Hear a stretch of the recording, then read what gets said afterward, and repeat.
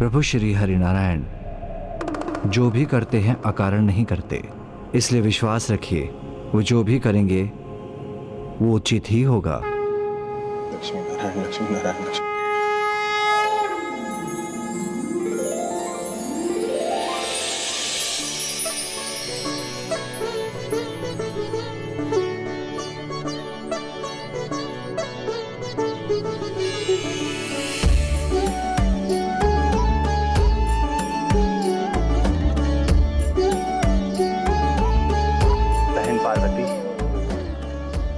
प्रभु महादेव, लीजिए मेरा महाभोग ग्रहण कीजिए।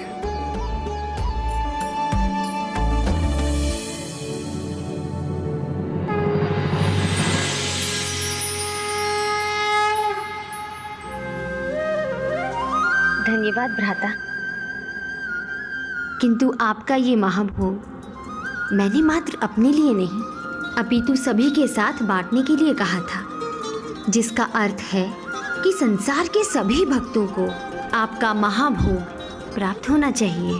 तो उसका आरंभ महादेव और जगत जननी माता पार्वती से हो, इससे अधिक अच्छी बात क्या हो सकती है?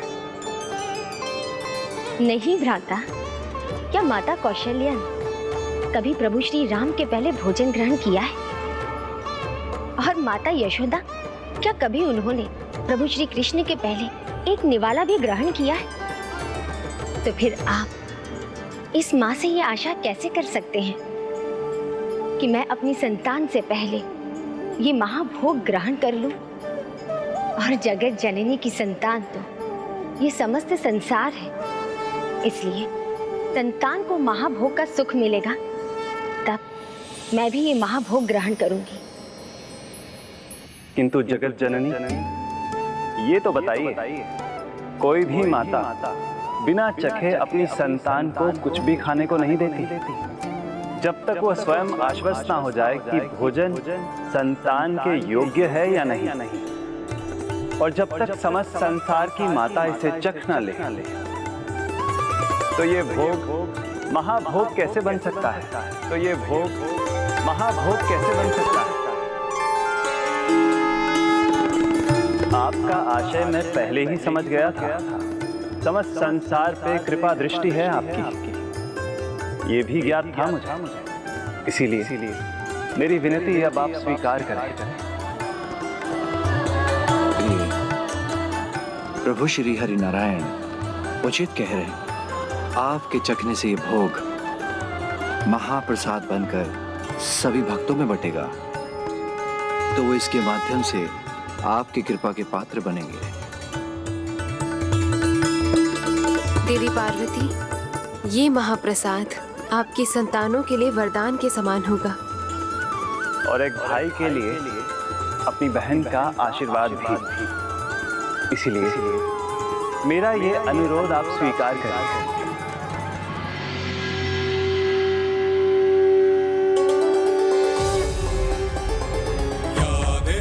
सर्वभूतेषु शक्तिरूपेण संस्थिता, नमस्तस्यै नमस्तस्यै नमस्तस्यै नमो नमः।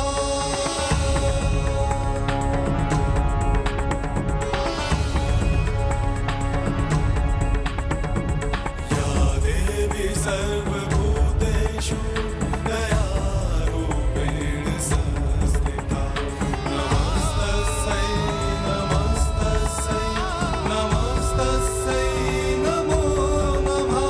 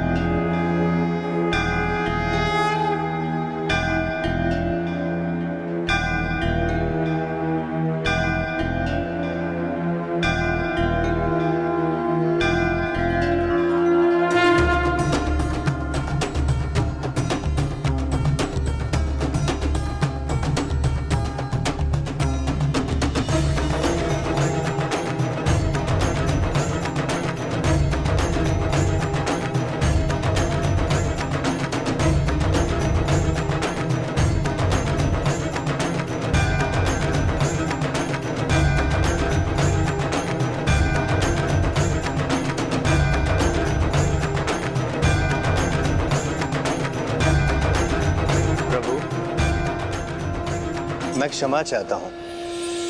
मानता हूँ कि ये जो कुछ भी हो रहा है बहुत अच्छा हो रहा है, किंतु मैंने जो किया वो नहीं करना चाहिए था। भूल हुई है मुझसे, वचन भंग हुआ है मुझसे।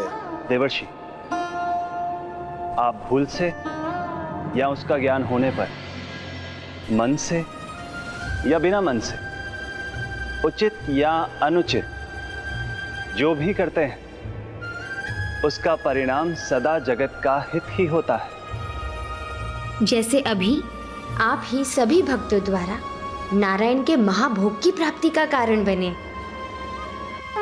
मैं घोषणा करता हूँ, आज से मेरे जगन्नाथपुरी मंदिर में मेरे सभी भक्तों के लिए महाभोग की व्यवस्था होगी, और जो भी भक्त सच्ची श्रद्धा के साथ वहां आएगा वो मेरा भोग अवश्य पाएगा, और मेरा भोग तभी महाभोग बनेगा जब आज के समान सर्वप्रथम जगन्नाथपुरी के मंदिर में देवी पार्वती के शक्तिपीठ देवी विमला देवी के मंदिर में उसे अर्पित किया जाएगा।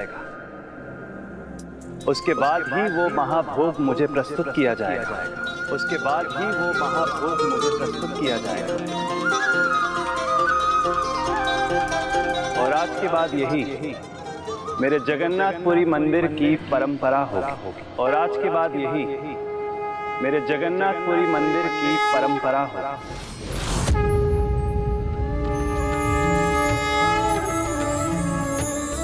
लक्ष्मी नारायण, लक्ष्मी नारायण। प्रभु, ये जो कुछ भी हो रहा है अच्छा ही हो रहा है, किंतु मुझे क्यों ऐसा भास हो रहा है कि ये जो कुछ भी हो रहा है वो नियत ही थी? कहीं ये आपकी लीला तो नहीं थी? देवर्षि नारद, आप भूलिए मत, हरि अनंत, हरि कथा अनंता। संसार में जो भी होता है वो नारायण की लीला के अनुसार ही होता है। हरि अनंत, हरि कथा अनंता। उसी प्रकार प्रभु की लीला भी अनंत है। अपने आराध्य की इस लीला से तो महादेव भी अनभिज्ञ नहीं थे कि महाभोग के प्रसाद का लाभ सभी भक्तों को प्राप्त हो सके। तुम भी तो उनके बड़े भक्त हो ना भैया, फिर तुम्हें भी तो ये महाभोग खाने का बड़ा मन होगा ना।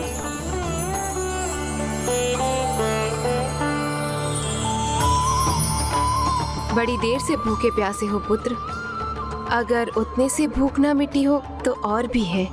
नहीं नहीं, ये आप क्या कर रही है?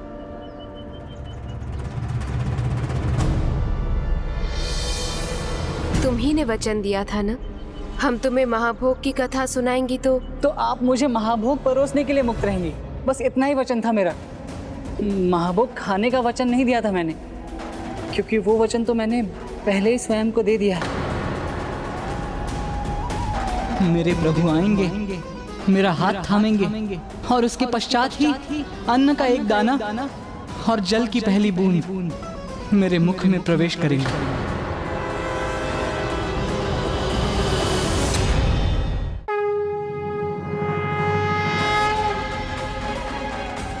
कन्हैया, तुम्हारा भक्त भक्ति छोड़ गजानन की भांति चतुराई कर रहा है।